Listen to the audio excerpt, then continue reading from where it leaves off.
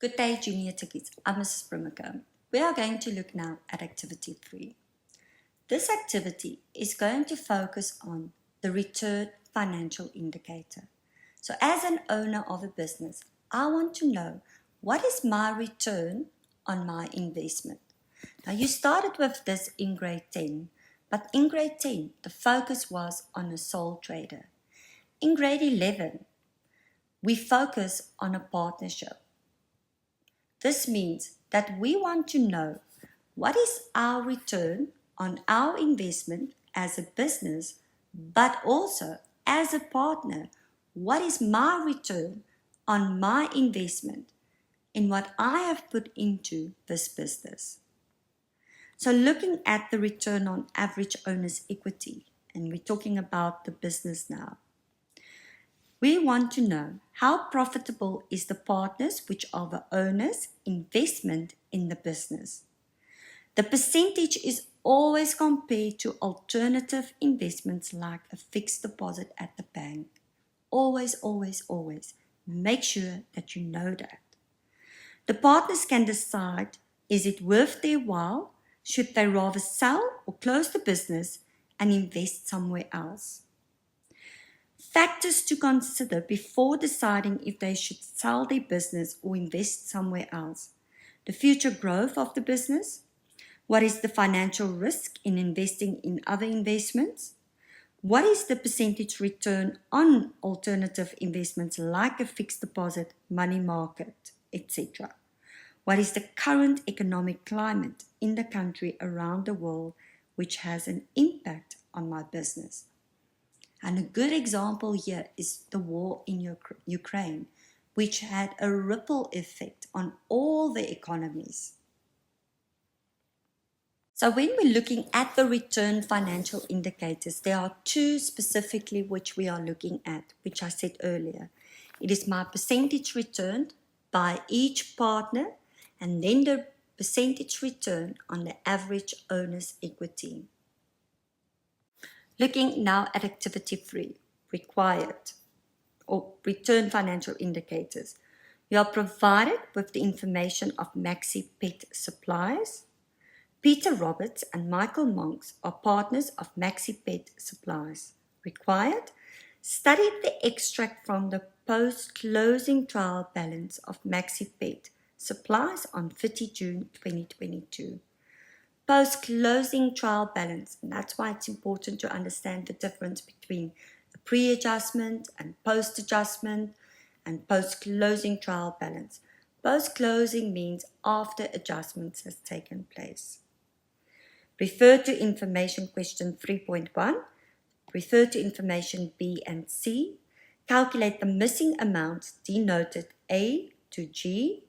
Show all your calculations in the space provided to earn part marks. 3.2. Peter Roberts had his own business before he joined Maxi Pet Supplies. He is concerned about whether he made the correct decision in forming a partnership with Michael Monks. So you need to look at question 3.2.1. What percentage of the total net income did he earn? Number 2. Calculate the percentage return on the partner's equity. Third question, calculate the percentage return for each partner. And number 4, comment on Peter Roberts' return. His earnings before he joined the partnership was 78%. Provide 1 point. Information provided, number A, figures extract from the post-closing trial balance. And then they provided B, the current accounts for Roberts and Monks.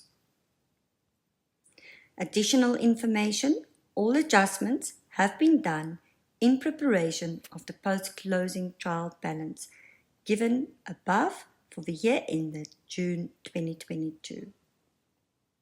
So question 3.1. Calculate the missing amounts denoted A to G. Show all calculations in the space provided to earn part marks.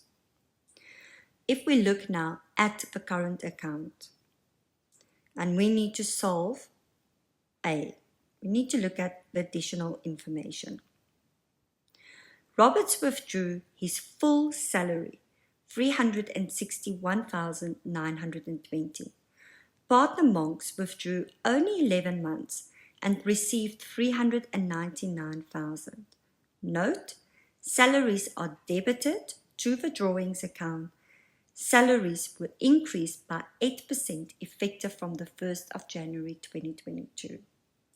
So what it means that, remember that in a partnership, partners are entitled to primary distributions of profits, which consist out of a salary allowance per annum, interest on capital, and a bonus. So when a partner takes his salary on a monthly basis, it means that bank and drawings is involved because he's taking money from the business. So at the end of the accounting period, we look at what have the partner taken from the business. So we're looking at drawings and what they were entitled to. So it's saying here that Roberts withdrew his full salary. Partner Monks withdrew only 11 months and received 399,000. We need to show the salaries per annum. In other words, for 12 months, what was Monks entitled to? But now it makes it a little bit more complicated. I cannot just take 399,000 and divide it by 11 because the salaries were increased by 8% effective from the 1st of January 2022. So if we're looking at a timeline, our accounting period ends June 2022, and that's the 1 month which was still outstanding, because it's only taken for 11 months. So if our accounting period ends June 2022, it started the 1st of July 2021. The salaries increased with 8% from the 1st of January 2022, which means that the salaries was for 6 months at 100%, and for 5 months, well, let's just first look for 6 months, it would have been at 100 plus 8%, which is 108%. But because 1 month is still outstanding, it means that for 5 months, for Monk specifically, his salary was at 108%. So to solve this, there's 2 methods in which we can solve it. One, we're going to say 6 times 100 equals 600. So for 6 months, it was at 100%. For 5 months, it was at 108%. What is it that I want to find out? I want to know what is his salary after the increase, how much must be added. This means we're going to take 399,000 times 108 divided by 1,140. If you add those two together, it equals 1,140. That equals the amount after the increase. So the total salary allowance is 37,800 plus the 399,000. You could have also said, using X, for 6 months, it was at an X amount. For 5 months, it was at X times 108 divided by 100. When I'm using X, this will provide me with the amount before the increase. Then we still need to times it by 108% to find what is the amount after the increase. If I add those two together, it equals exactly the same answer. To solve B, the interest on capital. The partners earn 10% per annum interest on their capital contribution for the first 3 months. Roberts and Monks increased the interest by 2% effective from the 1st of October 2021. The same day, Roberts increased his capital and Monks decreased his capital. So we need to look at our capital balances. But before we look at the capital balances, it's important to understand what is happening. The partners earned 10% interest on their capital contribution for the first 3 months. It means for the next 9 months, they increased the interest by 2%, which means that they earned 12% interest on their capital balances. Now, if we look at Monk, because interest on capital for Roberts was given, we need to solve B specifically for Monk. It said there, Roberts and Monk's, on the same day, Roberts increased his capital and Monk decreased his capital.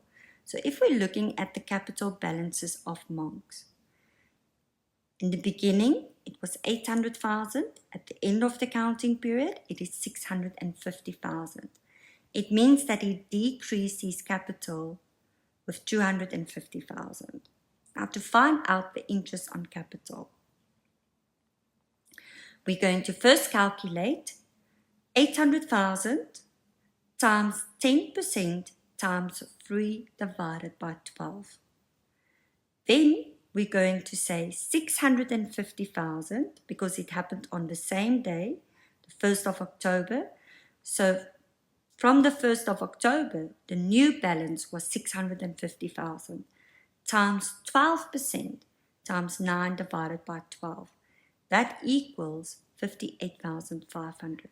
So the total interest on capital for Monk is 20,000 plus the 58,500 equals 78,500. To find number C, the final distributions of profits. Profits and losses are shared in the ratio 3:1. They provided the final distribution of profit for Roberts. So if I want to find out what is the final distribution of profits for Monk, we're going to take the 77,268 times 2 divided by 3, because the profit and losses are shared in the ratio 3:2. Do not say 2 divided by 5. That 77,268 is the final distribution which Roberts is going to receive.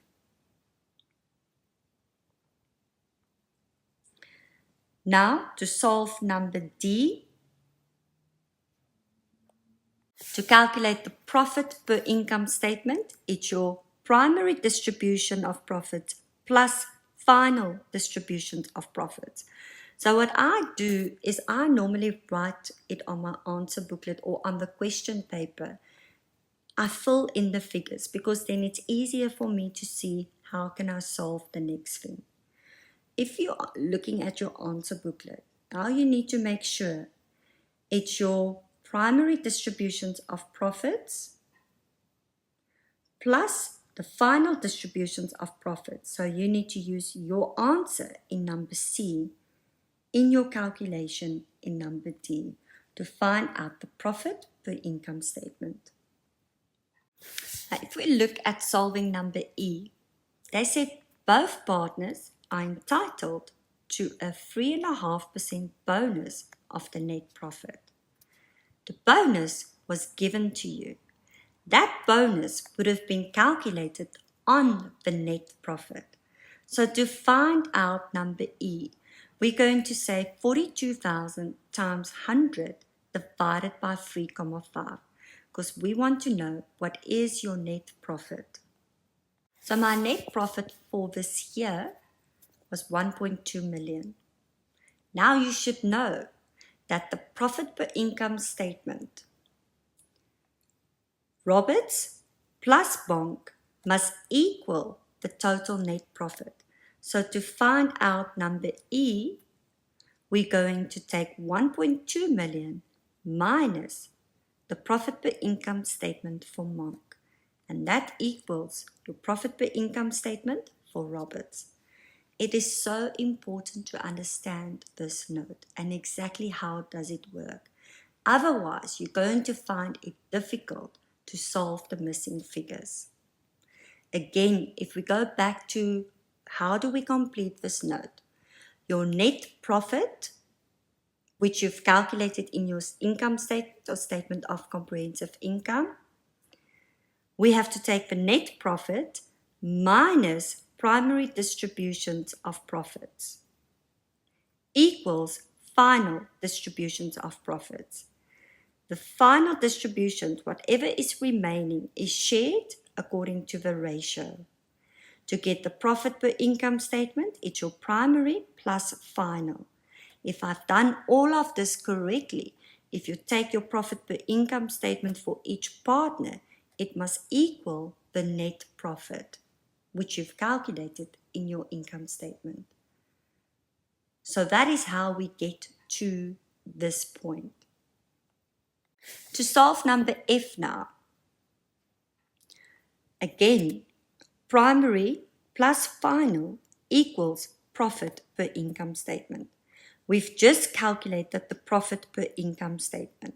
So it means that you have to use your answer, which you've calculated in E, in number F, and then we subtract the final distribution of profits to get the primary distributions of the profits. Now, if you look at the note, another way of just getting that answer number F was to actually just add your primary distributions of profits that equals your primary distributions of profits. So this would have been the easier route in solving actually number E, because once I've solved F, I can solve E by taking the primary distributions of profits plus the final distributions of profits. That equals the profit per income statement. So can you see the different options again if you understand the basics? Now to solve number G, the retained income for the year, we have to take the retained income at the end of the year. They provided also the retained income in the beginning of the year. So to solve the retained income for the year, we're going to take the difference, and that will be a negative figure. Why is that? We went from 38,800 to 11,988, which is less. That means that this year we've actually retained nothing. Our drawings would have exceeded the profit per income statement. So this question specifically is just to revise the current account, to go through the steps again, see different ways in which it can be asked. If we now look at 3.2, Peter Roberts is concerned about whether he made the correct decision in forming a partnership with Michael Monks. What percentage of the total net income did he earn? So to find that out, we are going to look at 42,000 times 100 divided by 3,5 equals 1.2. That was the net income for this accounting period. So to find out what percentage did he earn, we're going to take the profit per income statement, which we've calculated in number E, divided by 1.2 million times 100, and that will give us the percentage that he earned. Question 3.2, Peter Roberts is concerned about whether he made the correct decision in forming a partnership with Michael Monks. Calculate the percentage return on partners' equity. So to find out the percentage return on the partner's equity, we need to calculate, or we need to take the net profit divided by your average owner's equity. Now, in a partnership, equity consists out of your capital plus the current account. And if we're looking at a business, we need to use both partners added together. So starting with the net profit, which we've calculated was 1.2 million, we need to find out the average owner's equity. They provided the total capital end of last year and end of this year. This means the retained income in the beginning of the year, both our partners must be added together, plus the capital in the beginning of this accounting period. The end of last year will be the opening balance this year. If we look at the end of the current financial year, it is the retained income at the end of the year for Roberts, no brackets, means positive, plus Monks, plus the total capital at the end of this year. To get the average, it's the beginning plus the end divided by 2. And this is a percentage, so it's always times 100. So 1.2 million divided by 1,702,000, which is your average equity, times 100, means it is 70.5%. Question 3.2.3, calculate the percentage return for each partner. So looking at Roberts, we need to look at what is his profit per income statement divided by his average equity. So 591,188, which was calculated in E, divided by his average equity, which is 38,800, plus 11,988. Now, if I'm looking at the capital balances, his balance in the beginning is 800,000, but now there's a question mark. So to solve that question mark, because they've given us the total capital, it means that the capital for Roberts is 1,650,000 minus 650,000. And we must times it by 100 because this answer must be in percentage. So his percentage return is 63.9%. Looking at Monks, we need to look at his profit per income statement divided by his average equity, which means the beginning plus the end for current account, and for capital, the beginning plus the end, divided by 2. So his return is equal to 78.4%.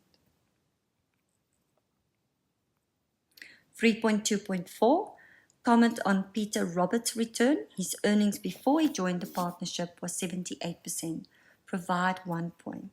So if we're looking now at his percentage specifically, and this is Roberts, before he joined the partnership, it was 78%.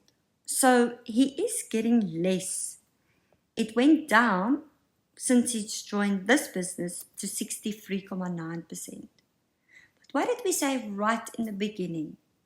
It's always compared to alternative investments. Would he get something better somewhere else, like a fixed deposit? So when we're commenting now, although his percentage return on his investment decreased from 78 to 63.9% and is less than that of Monks at 78.4% and 70.4% of the business, 70.5% of the business, it is much better than alternative investments like a fixed deposit. So based on that, if you even look at the current fixed deposit generates a 12% interest. This was given to you in the information. If they provide that to you, you can compare that to the interest rate which was given to you. Robert should then be happy with this return. Although there was a decrease, it's still much better than what he will get at alternative investment. Thank you very much. Next, we're going to look at activity 4. I want to leave you with this quote. It's only when you stop trying that you truly fail. Have a wonderful day.